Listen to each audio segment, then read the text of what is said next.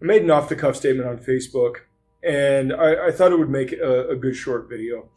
So what I said essentially was that MMA is the most important innovation in martial arts in my lifetime, and not because there's something magical about combat sports over traditional martial arts, not because it owned traditional martial arts and showed what styles work and what styles don't, because that's not really actually what it showed. What is interesting about it is that it really kind of showcased two major things that people don't really talk enough about. Well, one, they do, but the other one, not so much. Number one, and this is the thing that people do talk about, is the fact that if you don't regularly spar, if you don't regularly go live with your skill set, you're not going to be any good in a fight.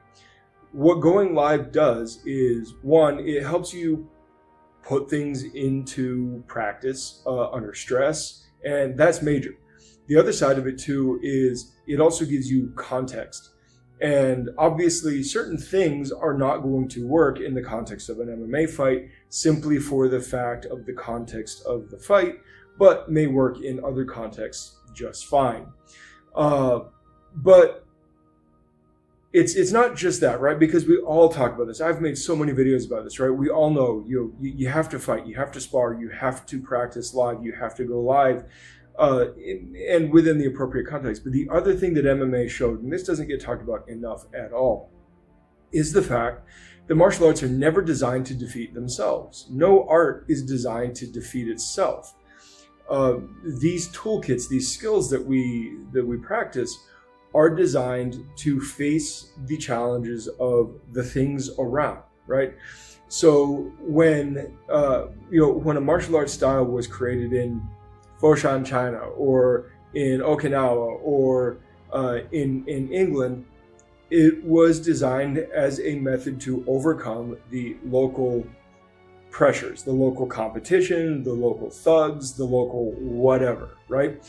It was designed to go up against the people that were going to be your opponents, and however they fought and however they trained.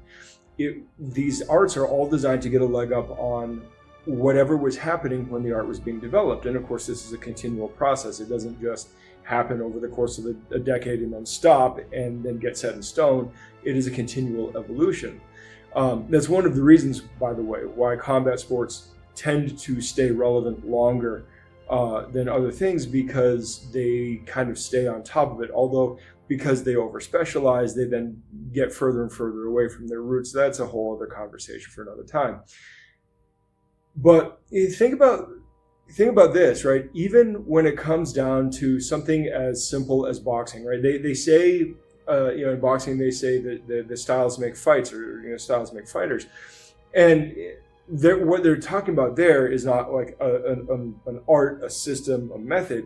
What they're talking about by style is like the actual way that the fighter fights, and what that really boils down is to your personal ability to get something done, right? That is where it is in your court as an individual to adapt the toolkit to yourself, but to your strengths and weaknesses. But the fact is that, like, when somebody is training for a fight, what do? They watch footage of their opponent, they kind of figure out where their strengths and weaknesses are, and they figure, oh, if I use this kind of defense, if I use this kind of offense, that's how that works. Now, that's on a fight-by-fight or an engagement-by-engagement basis, and you mesh that with the strengths and weaknesses of the individual fighter, where they are in their journey, and you let the context and the fighter as an individual overlap until you create something that is very kind of specific. And that's pretty cool, actually. That's actually really cool. But the fact is that, right, martial arts are not designed to fight themselves. And I made a video about this years and years ago. But the fact that you get these guys who train against their own style exclusively, you end up with all sorts of problems with this kind of incestuous circle jerk of of I'm only good, karate guys are only good against karate guys, and Aikido guys are only good against Aikido guys, right? Because everything is then a known quantity, right? Even when you have randomness and variability within your own school, well, guess what? You've been training with those people over the course of time. You're used to how they move, what their patterns are, what their rhythms are, and you still end up you're training the same system or the same grouping of systems, whether your school is multi-style or single style, you're training those same things. And so you're still able to narrow down the expectations and get something that is a little bit more predictable. Whereas in a fight against somebody from not your school that you don't know, maybe they train something that is similar but different enough from you, you just have no idea what they're going to bring to the table, and you're going to have to spend 30 seconds, a minute, you're going to have to spend a round figuring out how they fight, right? That is a major, major part of it. So when you get people that have spent their lives competing, or spent several years training and competing, at least, even if it's within their own style, if it is, full contact and outside of their own school, then you end up with actually something that ends up being functional, and it gives them a platform to continue to grow and develop. So, yeah, that's it for today, and I will talk to you guys later. Good journey. Thanks for watching. Like, comment, subscribe, share this with your friends or anybody else who might be interested in this kind of content. If you happen to be in the Metro Phoenix area, come in for a class or just stop in to say hi. We'd love to meet you. Definitely check out our socials and our website that has all of our contact information and all of the other relevant information.